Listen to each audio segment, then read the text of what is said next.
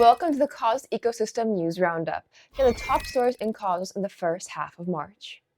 Cosmos Hub and consumer chains, implications and analysis of the minimum 5% fee enforcement and the upcoming partial set security.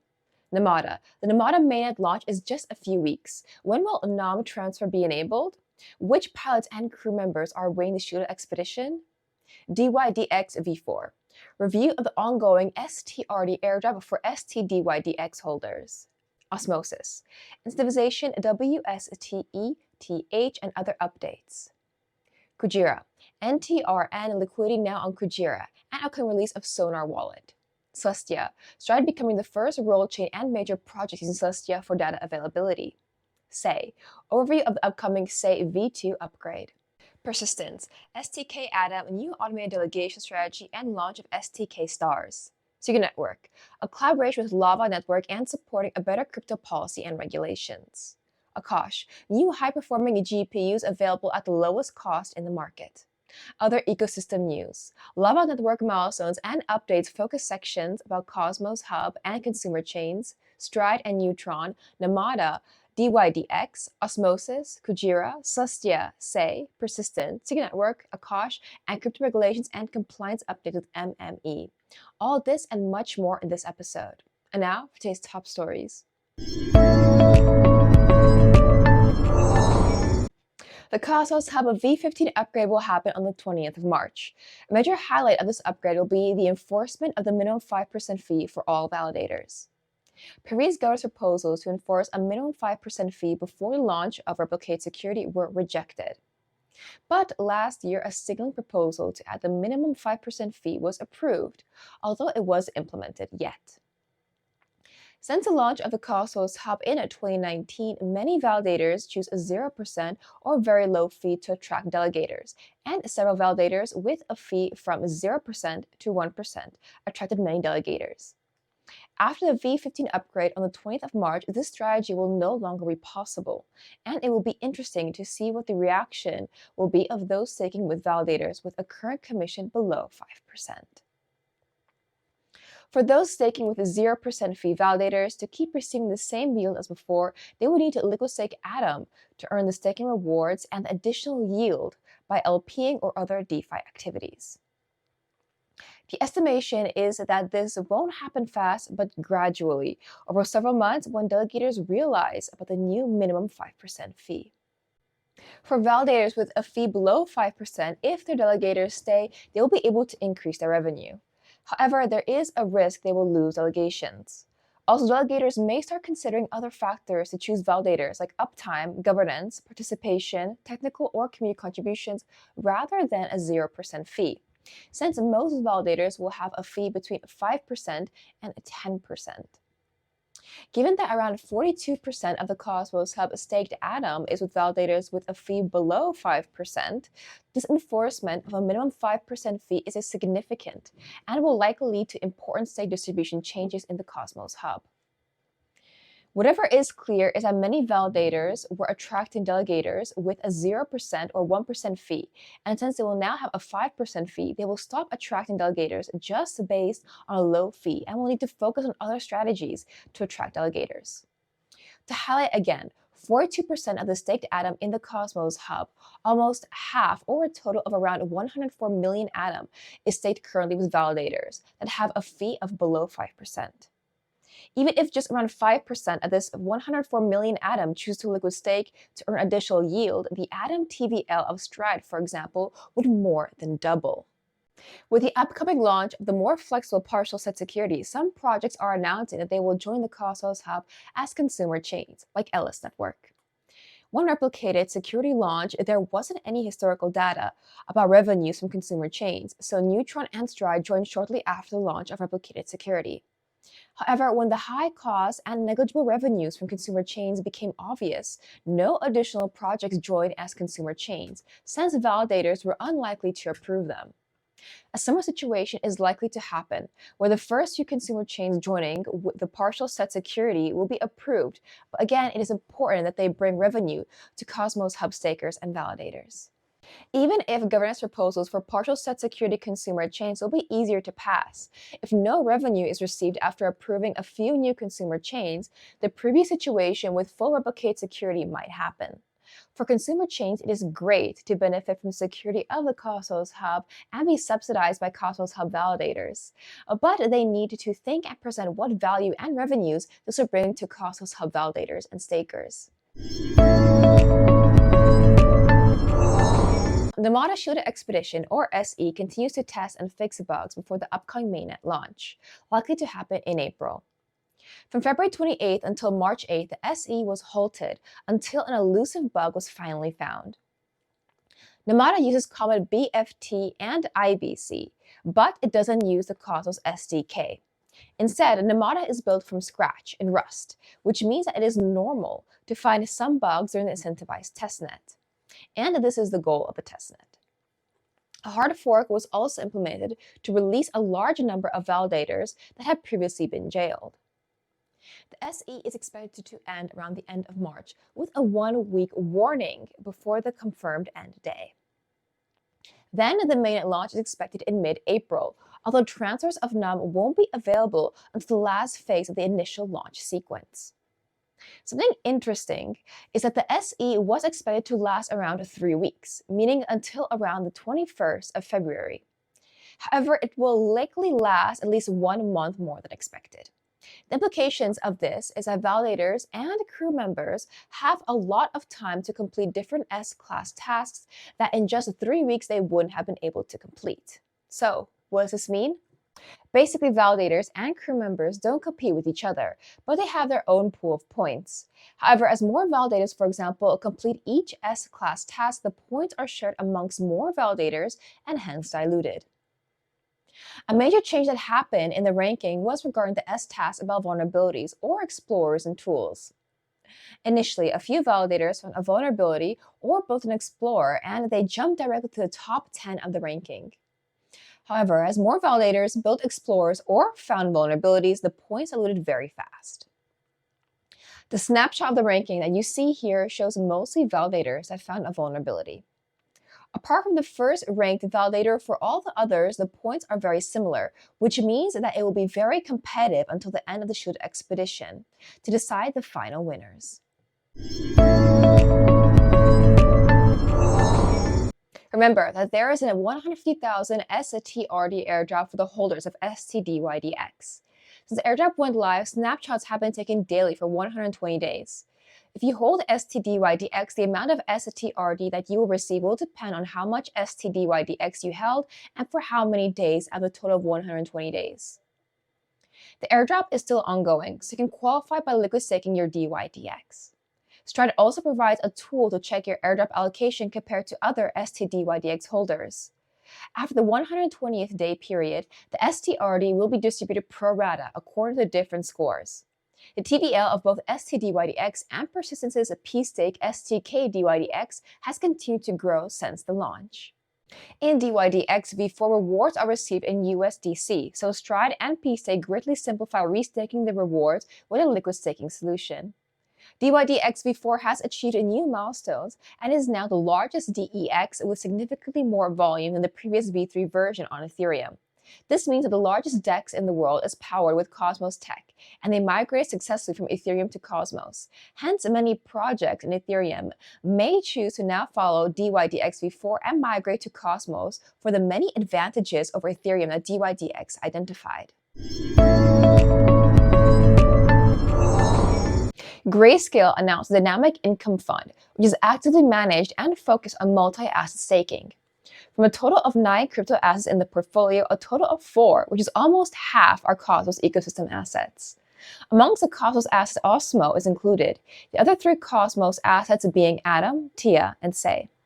This indicates both interest and trust of large institutions in Cosmos ecosystem assets and staking opportunities.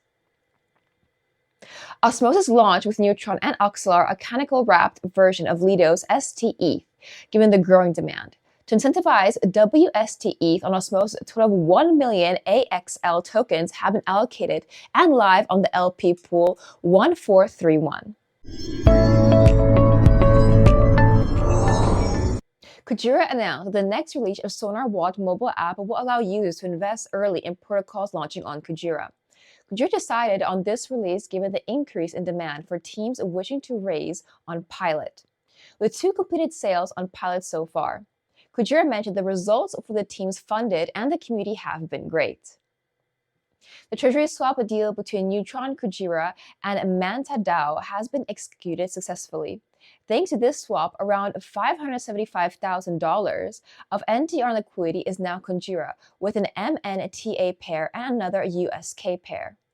This deal brings closer together and further aligns the Kujira ecosystem with Neutron and hence the Cosmos Hub ecosystem, since Neutron was the first consumer chain to join the Cosmos Hub. A rollchain is an L1 chain that posts data to Celestia. Try to be the first ever rollchain, but what are the benefits of becoming a rollchain and what does it mean? STRD will add the new rollchains module, and then STRD data will be available on Celestia, and hence all Celestia rollups will be able to permissionlessly access STRD data. The implication of this is that the integration of sTT on rollups will be both safer and easier. While STRD will be a rollchain in Celestia for data availability, they will still continue to use interchain security as a Cosmos Hub consumer chain. Caldera announced that InEVM went live, and this is possible in collaboration with Injective and by leveraging several projects such as Celestia for data availability, Layer 0 for interoperability, and Hyperlane for bridging. This is a major breakthrough since InEVM is the first ever EVM with composability across Cosmos and Solana. Ethereum developers have now unprecedented access to Injective user base and a global network, benefiting from Injective's lightning-fast speed, almost zero cost, and ninja community, while offering their dApps as well as across Ethereum and Solana. With the Say V2 upgrade, developers will be able to perform an upgrade to the applications and tokens using pointer contracts and pre-compiles that will allow users to interact with existing Say applications and with any token on Say, with any Ethereum wallet, and hence supporting both Cosmos and EVM. This means that ERC20 or ERC721 token standards will also exist on Say. There is an issue with pointer contracts, though, since they cannot enable users to interact with an existing Say app. With an EVM wallet, and a second feature called a pre-compile is also required. PSEC launched a new liquid staking token, stkSTARS, on March 7th, and this follows the recent launch of stkDYDX. PSEC has ambitious plans to reach a total of $1 billion TVL, and the goal is to achieve this by capturing as liquid staking tokens 10% of staked Atom, Osmo, and other existing PSEC liquid staking tokens. Moreover, PSEC is monitoring major upcoming launches like Namada to launch liquid staking support also for these new projects. Similar to STRD, PSEC is getting ready for the Namada mainnet launch since it's expected to be the most important mainnet launch in crypto in 2024. PSEC announced the launch of their new automated delegation strategy for stkATOM. This strategy selects validators and calculates their weights in an automated way, which constantly rebalances the weights according to the parameters. These parameters include a voting power between 0.05% and 5%, a commission between 5% and 10%, a 90-day uptime above 95%, or governance participation in the last 6 months above 60%. Also, validators need to be at least 180 days in the active set to be considered, as well as no slashing events in the last 180 days. A validator bond with 0.1% to 20% is also required. This automated delegation strategy enhances decentralization by considering the voting power for delegation weights. It also encourages better performance, uptime, and governance participation. Lisa Lau, the executive director at the Secret Foundation, met Hester Pierce during ETH Denver. Hester invited Lisa to suggest her ideas to improve crypto regulations and policy. Remember that we have a focus section in our videos about crypto regulations and compliance updates since mid-2023, so make sure you review all this content to get some great ideas to share with Lisa for Hester Pierce. Great news, and Secret Network will collaborate with Lava Network by using Lava as an RPC aggregation layer. Lava Network is a top project focused on decentralized RPCs. Lava Network is solving the problem of a lack of decentralized and reliable standard for accessing blockchains. Thanks to this collaboration, Secret Network developers will have a decentralized and robust access point to the network, thus enhancing performance and constant availability. Great news for Akash with the new NVIDIA H100s and A6000s available for the next 12 months and at the lowest price available on the market. There's an ongoing provider incentives pilot program, so there are many more upcoming batches of new GPUs. Regarding the prices, the hourly pricing for H100 is $1.49, for A100 80GB is $0.79, and for A6000 $0.49. For high-performance GPUs, these prices on Akash are amongst the most competitive prices globally. Akash has had an impressive growth recently. At the peak of the previous bull cycle, AKT reached a market cap of around $400 million, and it is now approaching almost $1.5 billion, with top liquidity in exchanges like Kraken and an upcoming merit-based listing on Coinbase. Lava Network is progressing, and the mainnet launch is approaching. Apart from the announced partnership with Secret Network, Lava is also collaborating with Leap Wallet. In addition, several milestones have been achieved, such as over 4 billion relays and over 170,000 wallets that are earning Magna points. Moreover, there was a governance proposal made to Arcway for incentivized public RPC. It's important to mention that Lava Network and other great causes ecosystem projects have been building non-stop during the last long bear market for the last 2 years, and we covered these projects many times in our previous videos. The causes ecosystem is growing now at an exponential speed, and the combined value of all causes projects is the second largest overall in crypto, just below Ethereum. SEC will decide derivatives trading on spot Bitcoin ETFs on April 24th. The United States Securities and Exchange Commission, or SEC, the federal agency responsible for regulating and overseeing the securities industry in the U.S., announced in multiple filings for various exchanges that the SEC will decide on April 24th related to green light derivatives trading on spot Bitcoin exchange-traded funds, or ETFs. On March 6, the SEC decided to extend the deadline for comments on a proposed rule change to list and trade options on Nasdaq International Securities Exchange's iShares Bitcoin Trust. The SEC also extended the deadline for Cboe Exchange Inc. to respond to a proposed rule change to list and trade options on ETPs that hold Bitcoin, and for Miami International Securities Exchange LLC to respond to a proposed rule change to list and trade options on exchange-traded fund shares that represent interest in a trust that holds Bitcoin. On January 25th, all three exchanges submitted their applications to the SEC seeking approval to list options on Bitcoin ETFs. March 10th marked the first deadline for the SEC to make a decision under U.S. securities law, giving the regulator a mandated 45-day window to either reach a final conclusion or delay the decision. By choosing to defer, the SEC has effectively triggered another 45-day period, using the maximum 90 days allowed by law to conduct a thorough review and reach a final decision. This extended timeline, as indicated by the SEC, will accumulate in the announcement of the final decision on April 24th. The deliberate extension underscores SEC's regulatory diligence in navigating the complexities of approving options for Bitcoin ETFs and reflects the importance of these financial instruments in the evolving landscape of digital asset investing. Investors and market participants are eagerly awaiting the outcome, given its potential implications for the broader crypto market and the regulatory framework surrounding cryptocurrency-related financial products. FCA updates position on crypto asset exchange-traded notes for professional investors. The UK's Financial Regulatory Financial Conduct Authority, or FCA, said in a press release that it will not object to applications from recognized investment exchanges, or RIEs, to create a UK-listed market segment for crypto asset-backed exchange-traded notes, or CETNs. These offerings will be available only to professional investors, including investment firms and credit institutions that are authorized or regulated to operate in financial markets. Exchanges are required to maintain appropriate controls to ensure orderly trading and provide adequate protection for professional investors in respect of CETNs. They must comply with all the requirements of the UK listing regime, including those relating to prospectus and ongoing disclosure. The FCA believes that with a longer trading history, exchanges and professional investors can better assess whether CETNs are appropriate for their risk appetite. Despite this, the FCA maintains its view that CETNs and crypto derivatives are not suitable for retail investors and maintains the ban on their sale to such investors. The FCA emphasizes the high-risk nature of crypto assets and urges investors to be prepared for the potential loss of all funds invested. In addition, the FCA is actively working with government, international partners, and industry stakeholders to develop the UK's regulatory framework for crypto assets and to promote international standards in this evolving space.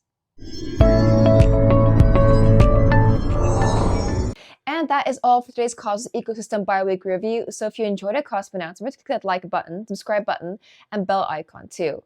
Remember the Namada shooter expedition is still ongoing, and the Namada mainnet launch is expected around mid-April, in just a few weeks.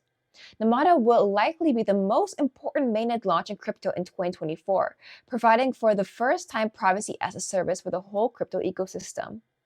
Thank you so much for watching, and I'll see you, Cosmonauts, very soon in the next episode.